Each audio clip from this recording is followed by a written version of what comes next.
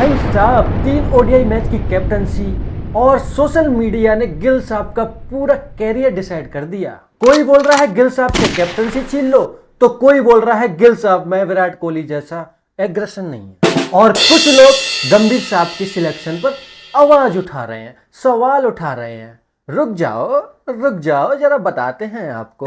आज वीआर क्रिक अपडेट की कोर्ट में कैप्टन गिल, कोच साहब और टीम इंडिया की सिलेक्शन कमेटी होगी। आज बिना फैन बॉय बने, बिना हेट फैलाए, सिर्फ फैक्ट के बेसिस पर बात होगी। क्या गिल वाकई में फेल है या सोशल मीडिया पर असली क्रिमिनल को छोड़कर गलत इंसान को पकड़ लिया है? भाई लोगों, वीडियो को एंड तक देखिए। वीडियो के एंड में मेरा वीआर वर्डिक्ट है, शायद वो आपकी सोच बदल दे, और मेरे चैनल को सब्सक्राइब का आशीर्वाद देते जाइए। भाई लोगों, सबसे पहले बात करते हैं कप्तान गिल की। मैं इंग्लैंड सीरीज में गिल की कप्तानी को 10 में से 6 नंबर दूंगा। वो मैं आगे बताता हूं मैंने 10 में से 6 नंबर क्यों दिए। तब तक आप लोग कमेंट में बताइए कि गिल की कप्तानी को इंग्लैंड सीरीज में कितने नंबर दोगे। जो गिल ने कप्तानी की इंग्लैंड सीरीज में, उसके बेसिस पर 10 में से कितने नंबर दोगे कमेंट में बता दीजिए। गिल की इंग्लैंड सीरीज में कुछ अच्छी बातें रही और कुछ खराब बातें रही, तो उन्हीं पे बात करता हूं।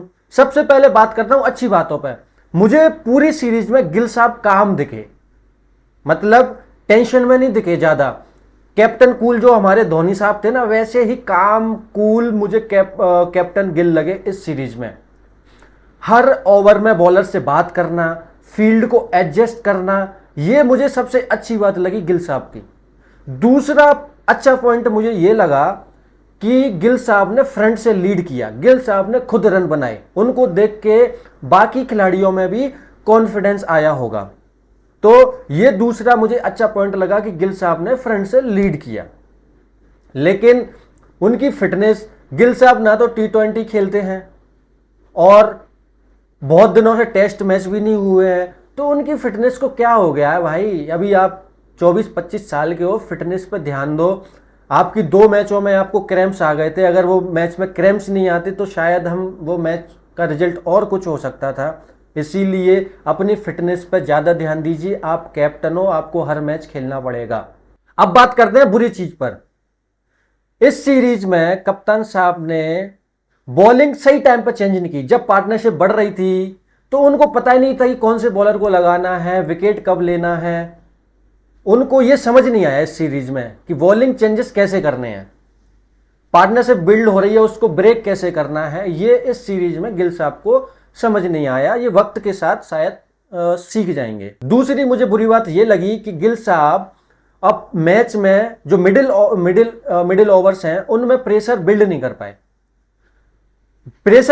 कर पाए। तो वो इंग्लैंड ने ज्यादातर रन मिडिल ओवर्स में ही बनाए हैं। आप देखना तीनों मैच इस सीरीज के, इंग्लैंड ने ज्यादा रन मिडिल ओवर्स में ही बनाए हैं।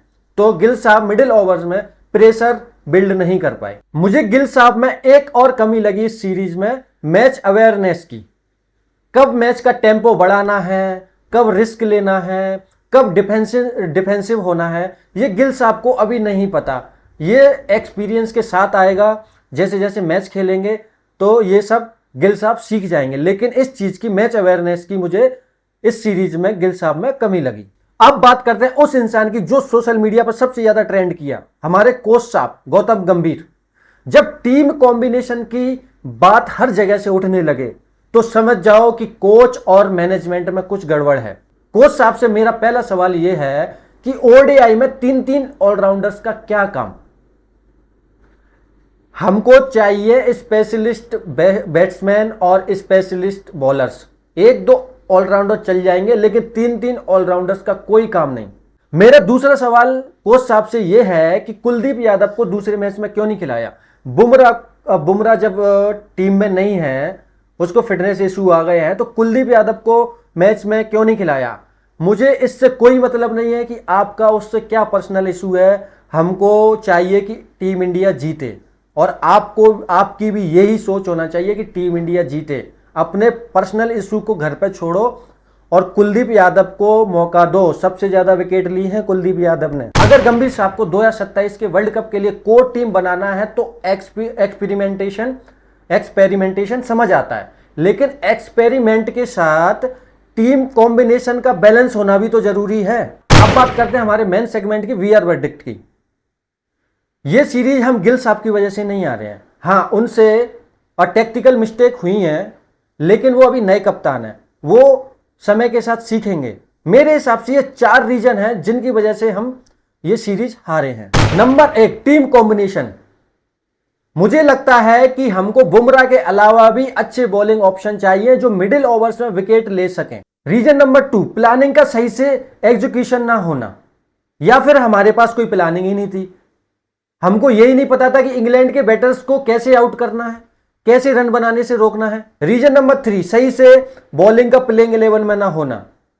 गंभीर साहब और मैनेजमेंट साहब 2027 वर्ल्ड कप से पहले जितना जल्दी हो सके हमारा बेस्ट बॉलिंग कॉम्बिनेशन बना लीजिए। रीजन नंबर 4, गिल को अभी से ब्लेम मत करो, उनको टाइम दो। आने वाले ओडीआई मैचों में पता चलेगा कि गिल साहब कैसी कप्तानी करते हैं। उनको अच्छी कप्तानी करनी होगी, हमें मैच जिताने होंगे। तो भाई लोगों, गिल प्रॉब्लम भी नहीं है और गिल सॉल्यूशन भी नहीं है, वो एक प्रोजेक्ट की तरह है। और इस प्रोजेक्ट को सक्सेसफुल करने के लिए कोच साहब, टीम मैनेजमेंट और सिलेक्शन कमेटी को पूरा साथ देना होगा। अगर मेरी वीडियो पसंद आई हो तो लाइक कीजिए और सब्सक्राइब कीजिए। मेरे चैनल पर आशीर्वाद बनाए रखिए।